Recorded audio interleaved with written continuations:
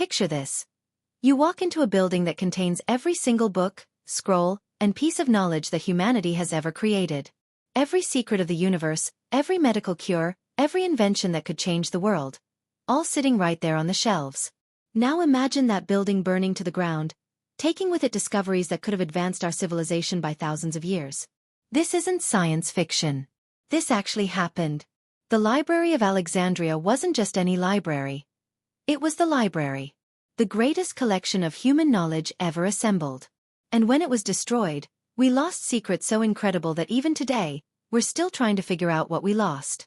Today, we're going to uncover the lost secrets of Alexandria. Secrets that could have changed everything. Secrets that make you wonder, what if they had survived? What kind of world would we be living in right now? Let's start at the beginning. Around 300 years before Jesus was born, there was this guy named Alexander the Great. Yeah, the same Alexander who conquered basically the entire known world before he was 30. Pretty impressive, right? But here's the thing. Alexander wasn't just good at fighting. He was obsessed with knowledge. When Alexander died, his massive empire got split up between his generals. One of them, Ptolemy, got Egypt. And Ptolemy had this crazy idea. He thought, what if we collected every single piece of knowledge in the world and put it all in one place? So he built the Library of Alexandria. But calling it just a library is like calling the internet just a website. This place was massive. Think of it like the Google of the ancient world, except instead of searching online, scholars had to physically travel there from all over the world. The library wasn't just one building. It was an entire complex called the Mausoleum, which means Shrine of the Muses. It had lecture halls, laboratories, gardens, a zoo, and even an astronomical observatory. Imagine a university, a research center, and a library all rolled into one giant campus. Here's where it gets really interesting. The rulers of Alexandria were so obsessed with collecting knowledge that they made some pretty wild rules. Every single ship that came into Alexandria's harbor had to hand over any books or scrolls they had on board. The library would make copies and give the copies back to the ship owners, keeping the originals. They were basically pirates, but instead of stealing gold, they were stealing knowledge. They even had this trick where they would borrow original manuscripts from other cities, promising to return them. Then they'd make perfect copies and send those back instead, keeping the originals. It was like the world's most sophisticated book heist operation. The library grew so fast that at its peak, it contained somewhere between 400,000 to 700,000 scrolls. That's basically every piece of written knowledge that existed in the ancient world. Math, medicine, astronomy, poetry, history, philosophy, everything was there. The most famous librarian was a guy named Eratosthenes. This man was so smart it's almost scary. He figured out that the Earth was round and calculated its circumference using nothing but shadows and basic math. His calculation was only off by about 2%. Remember, this was over 2,000 years ago, and people thought the Earth was flat. But Eratosthenes wasn't the only genius there. The library attracted the brightest minds from everywhere. Euclid developed geometry there. Archimedes worked on his inventions there. These weren't just smart people. They were the Albert Einsteins of their time, all working together in one place. The library had this amazing system where scholars could access any scroll they wanted. It was like having unlimited Wikipedia, but written by the smartest people who ever lived. They could cross-reference information, build on each other's work, and make connections that nobody had ever made before. Think about it. When was the last time you had every single book in the world at your fingertips? Even today, with the internet, we don't have that. But 2,000 years ago, Alexandria did. The scholars there made discoveries that were so advanced, they wouldn't be rediscovered again for over 1,000 years. They figured out that the sun was the center of our solar system, not the Earth. They created the first steam engine. They mapped the stars and predicted eclipses with incredible accuracy. But here's the heartbreaking part. Most of their work is lost forever. We only know about these discoveries because of tiny fragments and references in other texts that survived. It's like trying to understand a movie by reading a few random sentences from the script. What discoveries are we talking about?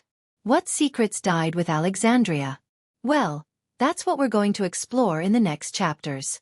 But first, let me know in the comments, if you could have access to any lost knowledge from Alexandria, what would you want to learn about? Ancient medicine? Lost technologies? Secret histories? Drop your thoughts below. Now let's talk about the mind-blowing scientific discoveries that were lost when Alexandria fell. We're talking about knowledge that was so advanced, it makes you wonder if we're actually living in the Dark Ages compared to what could have been. Let's start with Aristarchus of Samos. This guy figured out that the Earth revolves around the Sun, not the other way around. He did this 1,800 years before Copernicus got credit for the same discovery. Aristarchus didn't just guess this. He did the math. He calculated the relative sizes of the Earth, Moon, and Sun, and realized that the Sun was way too big to be orbiting around the tiny Earth. But here's the crazy part. Nobody believed him. Even the other scholars at Alexandria thought he was nuts. They had all this evidence right there in their library, but the idea was just too revolutionary. If his work had been preserved and accepted, we might have had the scientific revolution 1,500 years earlier. Then there's Hipparchus, who basically invented astronomy as we know it. This man created the first star catalog, mapping over 850 stars and their exact positions. He discovered that the Earth wobbles on its axis, something we call precession. He even figured out how to predict eclipses with scary accuracy. But Hipparchus did something even more impressive. He invented trigonometry. Yeah, that math you struggled with in high school? A guy in ancient Alexandria invented it just so he could better understand the stars. His calculations were so precise that sailors used his star maps for navigation for centuries. Now let's talk about Hero of Alexandria. This guy was basically Tony Stark before Tony Stark existed. He invented the world's first steam engine, called the Eolipile. It was a metal sphere that spun around using steam pressure. Sound familiar? This was the exact same principle that would power the Industrial Revolution 1,600 years later. But Hero didn't stop there. He created automatic doors that opened when you lit a fire on an altar. He built coin-operated machines. He invented the first vending machine, and it dispensed holy water. He even created programmable robots that could perform entire plays by themselves. Hero wrote detailed instructions for all his inventions. Imagine if those instructions had survived and been widely copied. We might have had the Industrial Revolution during the Roman Empire. Steam trains, factories, automation. All of it could have existed 2,000 years ago. The library also contained the work of Ctesibius, who invented the first accurate clock, compressed air weapons, and even an early form of the pipe organ. His inventions were so advanced that some of them weren't reinvented until the Renaissance. But maybe the most heartbreaking loss was in medicine. The library contained the complete works of ancient physicians who had made incredible discoveries. They knew about circulation of blood, performed complex surgeries, and had developed treatments for diseases that would kill millions of people for centuries after Alexandria fell. There was a physician named Herophilus who figured out the difference between arteries and veins. He discovered that the brain, not the heart, was the center of intelligence. He could distinguish between different types of fevers and knew how to treat them. All of this knowledge was sitting right there in Alexandria's medical texts. Another physician, Aristarchus, understood that blocked arteries caused heart attacks. He knew about the nervous system and how it controlled the body. He even performed what were essentially the first autopsies to understand how disease worked. These weren't just lucky guesses. These were systematic scientific investigations. The library had detailed anatomical drawings, surgical procedures, and pharmaceutical recipes that were more advanced than anything available in Europe during the Middle Ages. The mathematical knowledge lost at Alexandria is equally staggering. Beyond Euclid's geometry, there were scholars working on concepts that wouldn't be rediscovered until the development of calculus. They were exploring ideas about infinity, working with advanced algebra, and solving problems that we consider cutting-edge mathematics today. Apollonius of Perga developed the mathematics of conic sections, the math behind how planets orbit and how satellites work today. Diophantus created early algebra and number theory. These weren't just abstract concepts, they were practical tools that could have advanced engineering and science by centuries. The library contained detailed astronomical observations spanning hundreds of years. They had tracked the movements of planets, calculated the length of the year to incredible precision, and even understood that eclipses were predictable natural events, not supernatural omens. All of this knowledge, medicine, engineering, mathematics, astronomy, was interconnected. Scholars could build on each other's work, creating a web of knowledge that was growing more sophisticated every year. It was like having a scientific revolution that lasted for centuries. But then it all disappeared. The steam engines, the medical knowledge, the astronomical calculations, gone. Humanity had to start over from scratch, and it took us over 1,000 years to even get back to where Alexandria had been. What do you think would be different about our world today if all this knowledge had survived? Would we have cars in the year 500?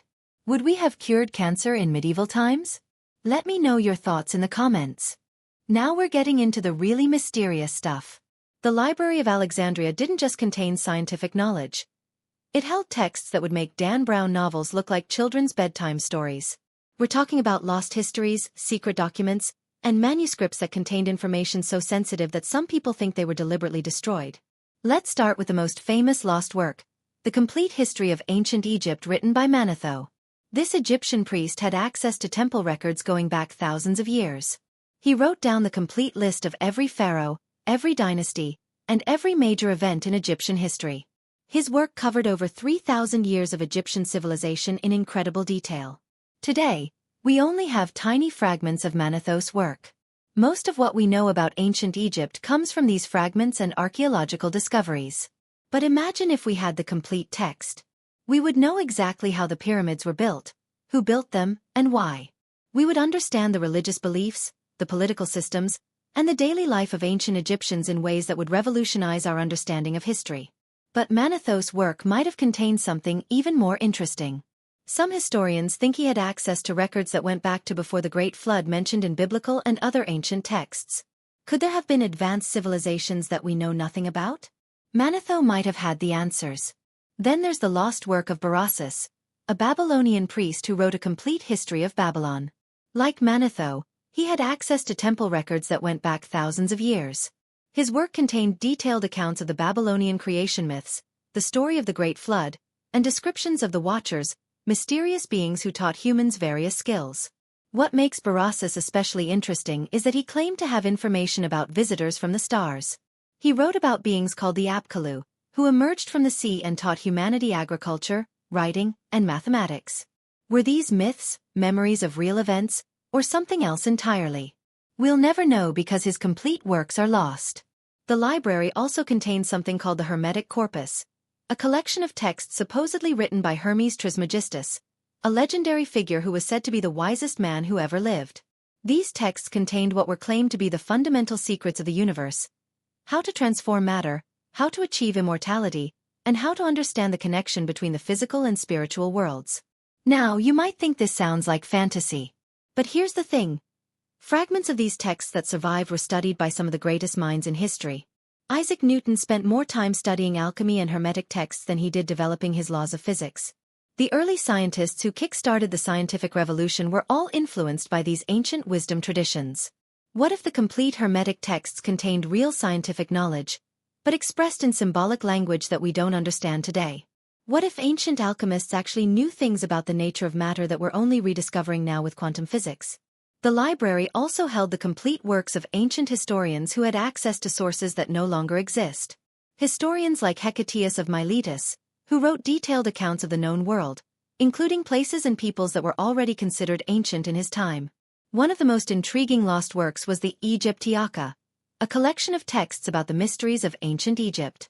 These weren't just historical accounts, but descriptions of the secret knowledge that was supposedly hidden in the pyramids and temples.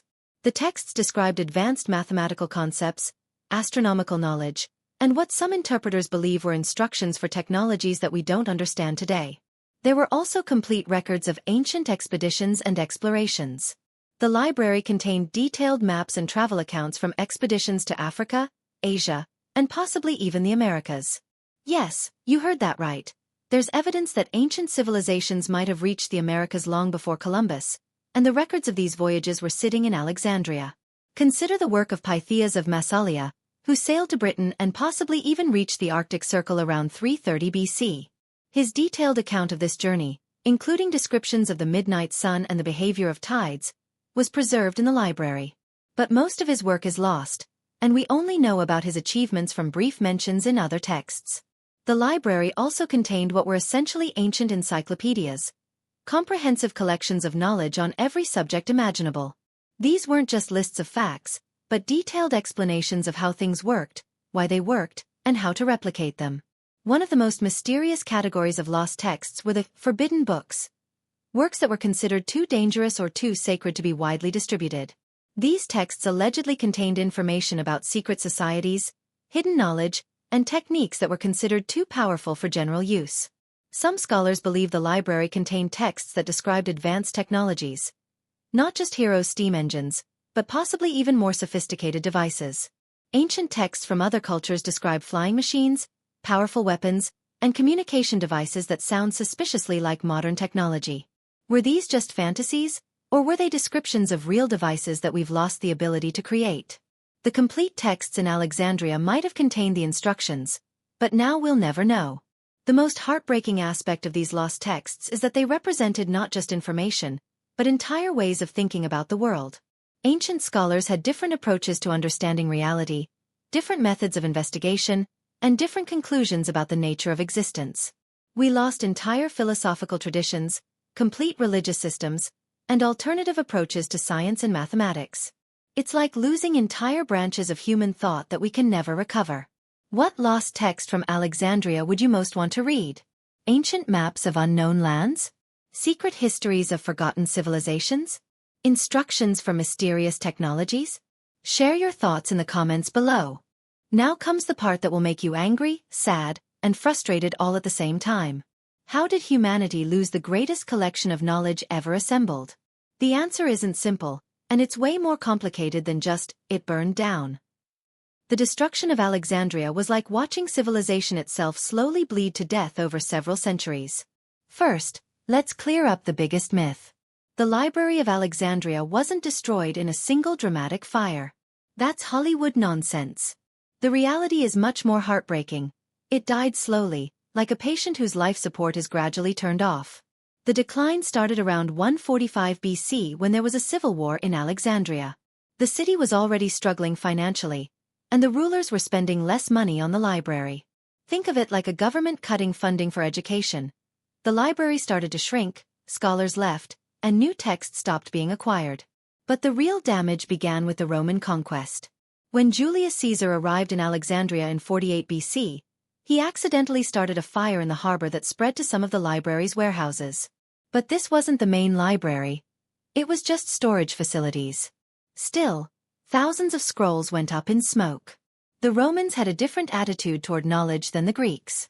They were more practical, more focused on law and engineering than on pure research. They didn't hate the library, but they didn't value it the way the Ptolemies had. It was like new management taking over a company and deciding that the research department wasn't profitable enough. Under Roman rule, the library kept functioning, but it was slowly being neglected. Fewer scholars came to study.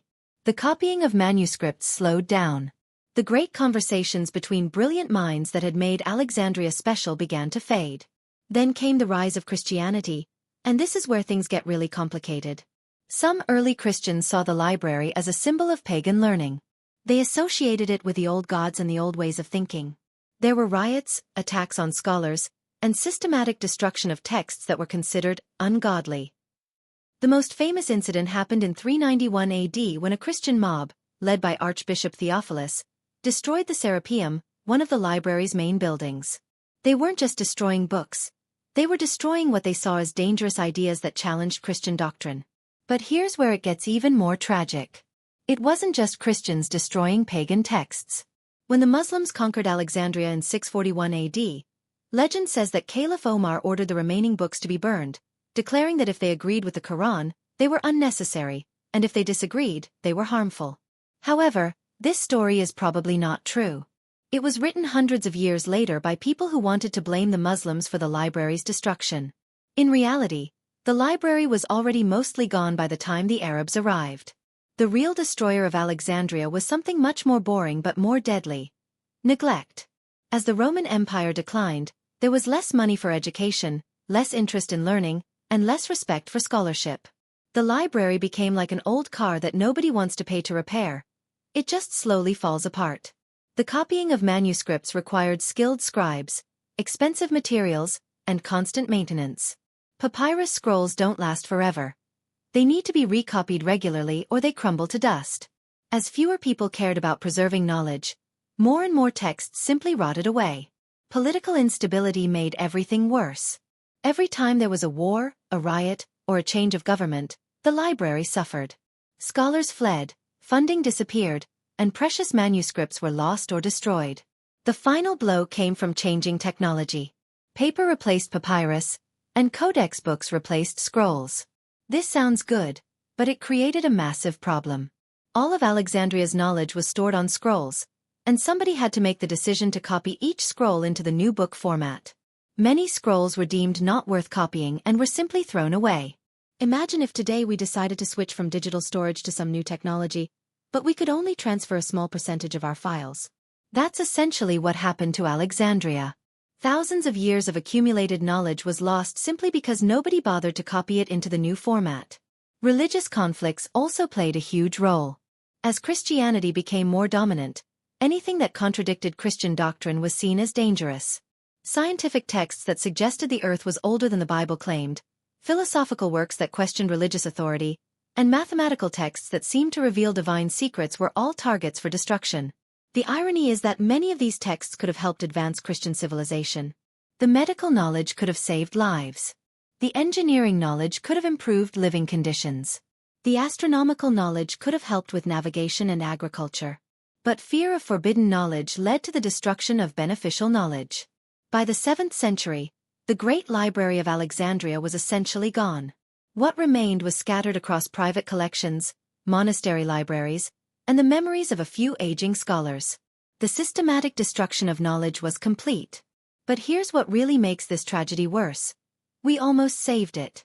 During the Islamic Golden Age, scholars in Baghdad and other cities were desperately trying to collect and translate whatever remained of Alexandria's knowledge. They sent expeditions to find lost texts, paid huge sums for ancient manuscripts, and worked tirelessly to preserve what they could. Some of Alexandria's knowledge did survive in Arabic translations. Works by Aristotle, Euclid, and other ancient scholars were preserved by Islamic scholars and eventually made their way back to Europe during the Renaissance. But this was just a tiny fraction of what had been lost. The destruction of Alexandria set back human civilization by centuries. We had to rediscover things that had already been discovered. We had to reinvent things that had already been invented. We had to slowly rebuild knowledge that had already been accumulated. Think about it this way. If Alexandria had survived, we might have had the scientific revolution in the year 500 instead of 1500. We might have had the Industrial Revolution in the year 1000. We might have reached the stars centuries ago. The loss of Alexandria teaches us something important about knowledge. It's fragile. It requires constant care, protection, and investment to survive. Every generation has to make the choice to preserve knowledge or let it die. What do you think? Could we have prevented the destruction of Alexandria? Was it inevitable, or were there moments when it could have been saved? And what can we learn from this tragedy to protect our own knowledge today? Let me know your thoughts in the comments. So there you have it, the incredible, heartbreaking story of the Library of Alexandria. The greatest collection of human knowledge ever assembled, lost forever because of politics, religion, neglect, and simple human stupidity. But here's the thing that keeps me up at night. What if this is happening again? What if we're losing knowledge right now without even realizing it? Think about it. How much of our information exists only in digital form? What happens if our servers crash, if our hard drives fail, if our cloud storage disappears? We like to think we're smarter than the people who let Alexandria burn. But are we really? Are we protecting our knowledge any better than they did? The story of Alexandria isn't just about the past. It's a warning about the future. Knowledge is precious, fragile, and irreplaceable. Once it's gone forever. If you found this video fascinating, smash that like button and subscribe for more incredible stories from history. Hit the notification bell so you never miss an upload. And most importantly, share this video with someone who loves learning as much as you do. What topics should we explore next? Ancient technologies that we can't recreate? Lost civilizations that vanished without a trace? Secret histories that were hidden for centuries? Drop your suggestions in the comments below. Remember, every time you learn something new, you're carrying on the mission of those ancient scholars in Alexandria. You're keeping knowledge alive. You're making sure that the greatest tragedy in human history never happens again. Thanks for watching, and I'll see you in the next video where we'll uncover more secrets that history forgot.